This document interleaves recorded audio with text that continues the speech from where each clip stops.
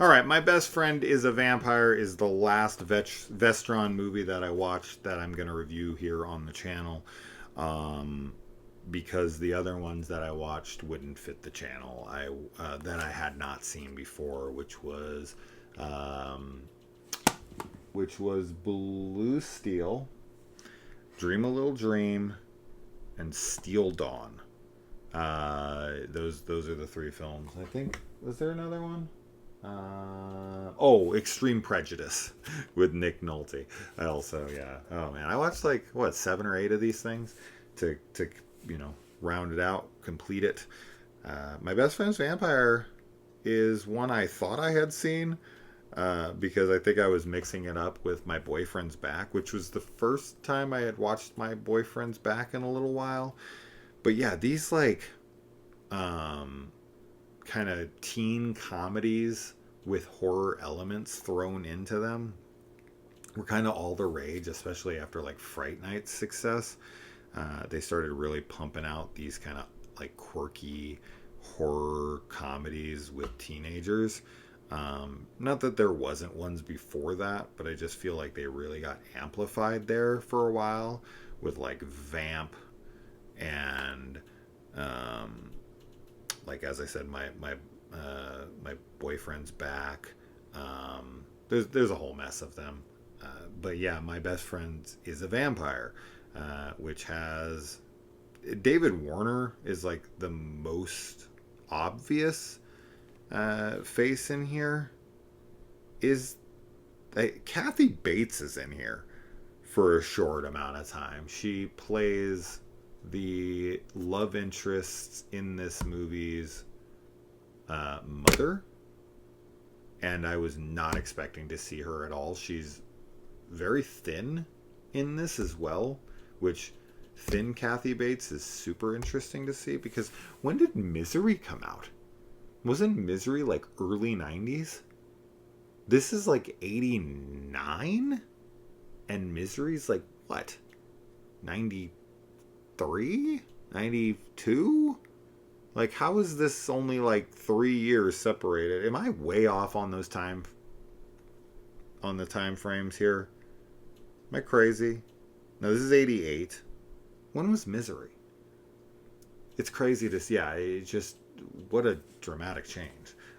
Anyway, so yeah, our main character here, um, Jeremy, he gets seduced by this woman he's taking groceries to. She invites him over for sex one night. His best friend, who's just like hard up for him to get laid, he wants to live vicariously through this guy. I don't know why, as young men, we so desperately want our friends to get laid. We're like, dude, you got to come on, go after it, get it. It's like if he doesn't want to, or if you like, why push? Like, what does this matter? But we're like always trying to push our friends to go get laid. But yeah, he's like, have at it, go for it. So he goes over there. He tries to hook up with her, but she gets attacked by some vampire hunters, which is after him throughout the whole film, which is part of the comedy. There's this kind of like duo of like a Van Helsing and his sidekick, Professor McCarthy, and he's chasing them all around the city. But the funny part is that he gets them mixed up, and he's going after the best friend who's not the vampire the whole time. He's mistaken on who's the vampire, so he's chasing the wrong guy the whole movie, which uh, leads to some pretty silly antics. So I thought that was kind of a cool spin on it, that they're hunting the wrong guy the whole time. Um, the main kid has a very unique face. He actually kind of reminded me a lot of like Jim Carrey. He has this like very smooth, featureless face. Looks like he's had like filler and Botox put like everywhere in his face. It's an interesting looking. He has interesting looking features. Um, as far as him as a lead, he's fine. He definitely plays vampire very well. He has that kind of very unique look to him, so I can understand why they went with him. And he also has like kind of a silly expression on his face the whole time, so it lends very well to comedy. Teen Wolf would be another example of like the teen comedy horror thing. Um, but yeah, it's really just kind of centered around him having this crush on this girl, and that's actually something I really liked about this movie. I don't think their chemistry is that great. In fact, I think both of them are not the best of actors, especially her. Um, her stuff was a bit forced. Uh, but as far as the look of her, this I really enjoyed because she had like short hair and glasses, and this would be like the nerdy girl, the sidekick, the best friend that is pining after our lead the whole movie, and he never acknowledges or notices her, and he's after the hot blonde in the school that every guy wants, and you know, Deborah Strobridge from Just One of the Guys, or Claire from Breakfast Club, or whatever, right? Like, there's a very specific look.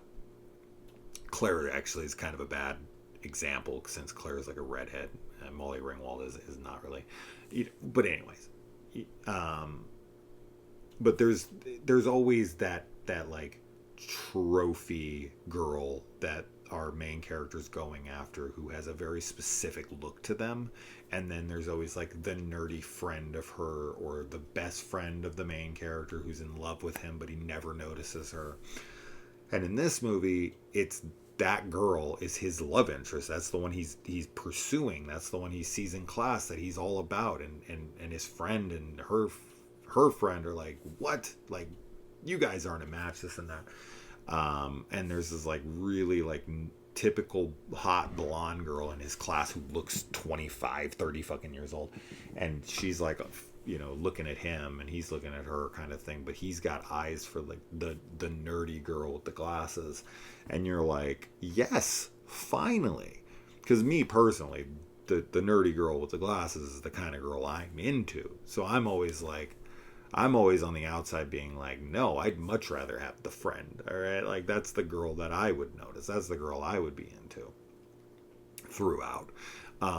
So it's very refreshing to have a movie where the lead love interest looks more like somebody I would be into, and not just so stereotypical. Like, I don't know, it's so boring to have the same kind of girl every time. Like, everybody has tastes. Yes, most guys are into the same bullshit. That's why so many girls, especially during a certain time period, they wanted to dress a certain way and have the same kind of hair and have the same kind of look, because that was like the thing dudes were into, right? The gentlemen prefer blondes kind of bullshit. But not this gentleman. But yeah, so that was a neat part. And then there's this like, the story actually never deals with like the fact that he is a killer, right? Like, this movie very explicitly shows in this world that vampires can 100% get by on just drinking like pig's blood, which he gets from the butcher, and the butcher just so happens to be on their side, or a vampire too. I don't know if I found out if he's a vampire or not. I can't remember. But regardless, he's on their side, bare minimum, and he gets this kind of like mentor who's following him around, and he gives him basically like a handbook for the recently deceased, but for like vampires, like an alternative guide for living or whatever, or a guide for an alternative lifestyle, vampirism or something like that, and he's like trying to mentor him through this. And he's just like, hey, we're good people. Like, they can be out in the sun. Like that's not something that kills them.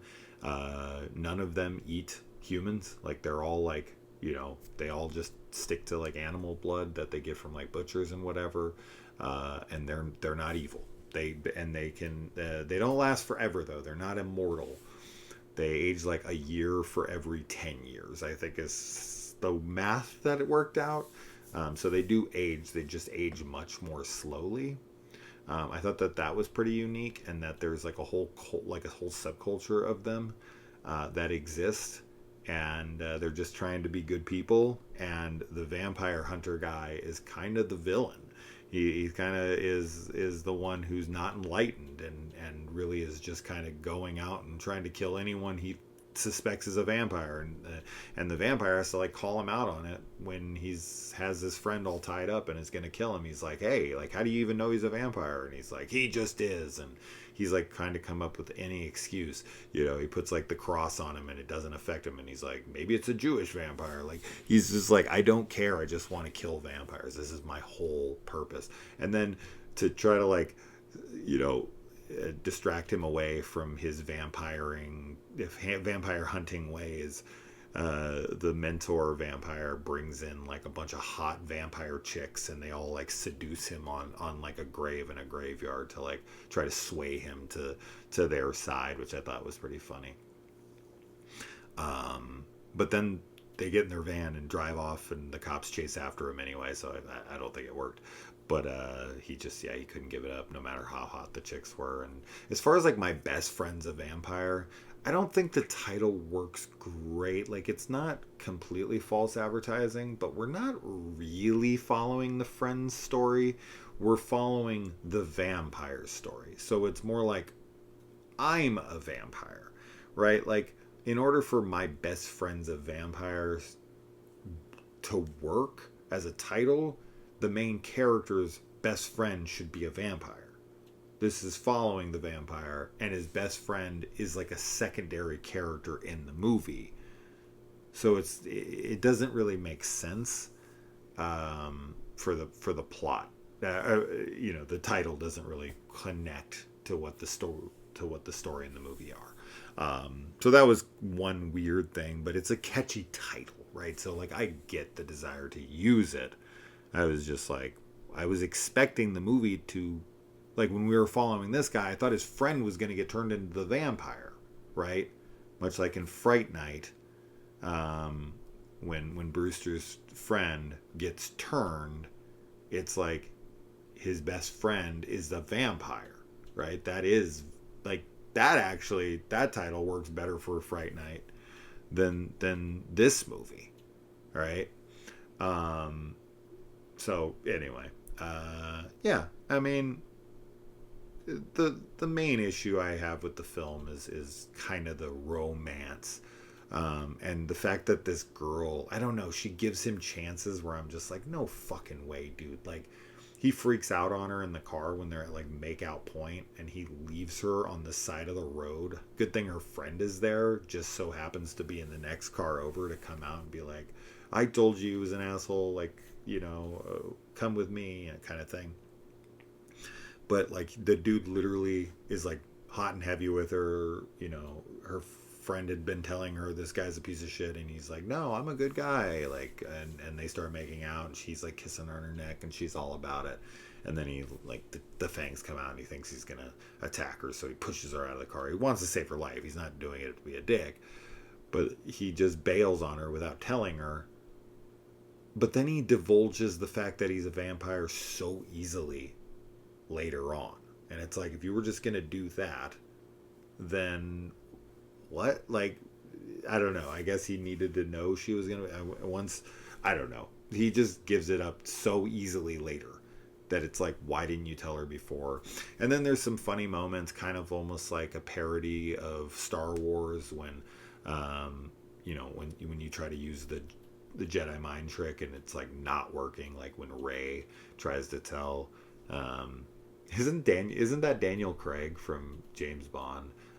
Isn't he the stormtrooper that she tries to do the Jedi mind trick on, and he's like, I will tighten your restraints. But it's kind of like that, where he's trying to use his abilities of like, mind control or whatever. And it all starts kind of going awry. Like he either it doesn't work or it works on like the wrong people or for the wrong things. So some of that kind of is pretty funny. I wish they would have played a little bit more with that when his friend's trying to use his powers to get him laid. So overall, I think it's a fun addition to the teen, the like 80s teen horror mashup. I don't know if Teen Witch would fit into that category or not. That's a little more kiddie than this, but this is PG, so this isn't much more kiddie. And this is a time when PG-13 existed, right? Like Red Dawn is the first PG-13 movie, and that was like 86. This is 88. So PG-13 existed, and this still got a PG. So this is pretty tame, to say the least. Whether this would get a PG-13 now or not, I don't know. I don't think so. There's no cursing. There is a good amount of talk about sex, though. His friend's always trying to get him laid.